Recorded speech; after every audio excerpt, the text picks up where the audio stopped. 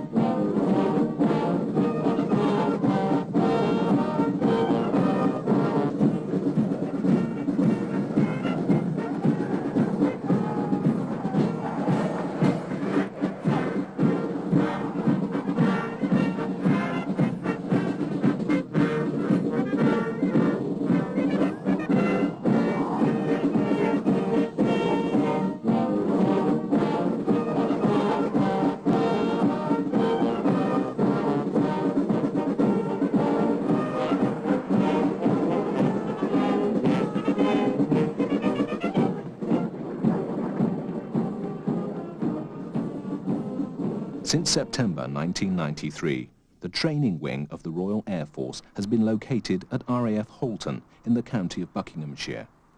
And it's to here that the many young men and women come to undertake a 7-week intensive training course to become proud members of the Royal Air Force. And here are a few scenes that may bring back some vivid memories.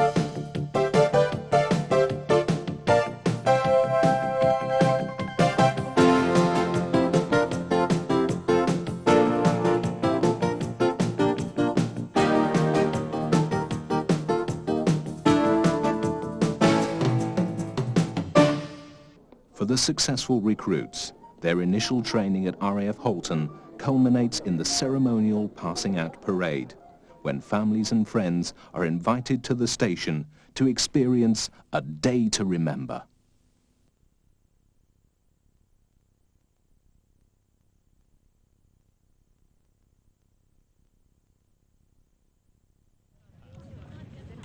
Good afternoon, ladies and gentlemen. My name is Squadron Leader South. I look after number 1 Recruit Training Squadron, from which the recruits today will be graduating. I'd like to welcome you on behalf of the Station Commander, Group Captain Delaney, and OC General Service Training Wing, Wing Commander Gillingham, to Royal Air Force Halton.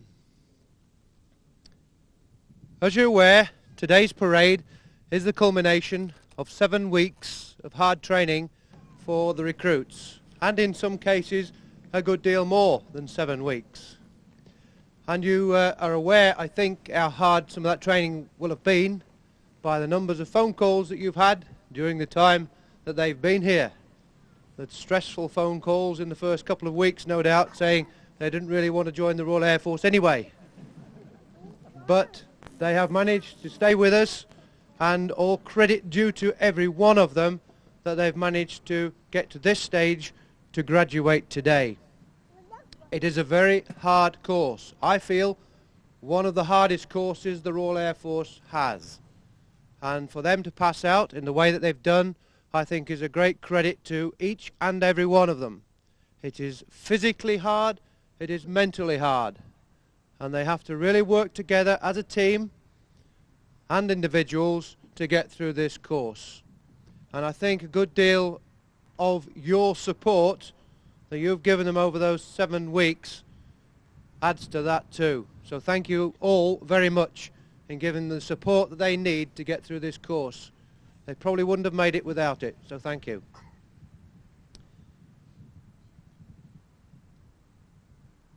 No doubt you've seen quite a change in the individuals that are passing out today, the recruits, over the last 7 weeks. Hopefully that is a good change that you've seen, and possibly as much change as you've seen in those 7 weeks as the 17 years previously. I would hope so anyway. The flights graduating today have had little time to practice drill, and most of the time they've practiced drill it's been very wet and it's been inside a hangar. And they certainly have not practiced with a band, except for the 2 minutes you've just heard just now. That is the first opportunity they've had to march with a band. All right, so you can imagine they're feeling very nervous at the moment. First of all, to be marching with the band. Secondly, to be parading in front of family and friends that we have here today, plus the reviewing officer and the rest of the directing staff.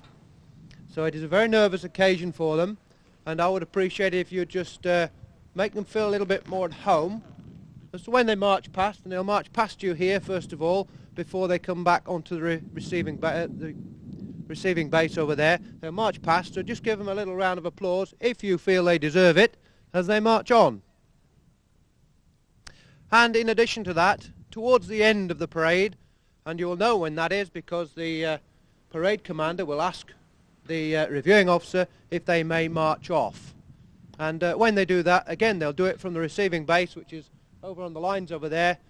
They'll march towards the GST wing headquarters and back across here. As soon as they come on this line, then please show your appreciation again if you think they have deserved it. No doubt they will have.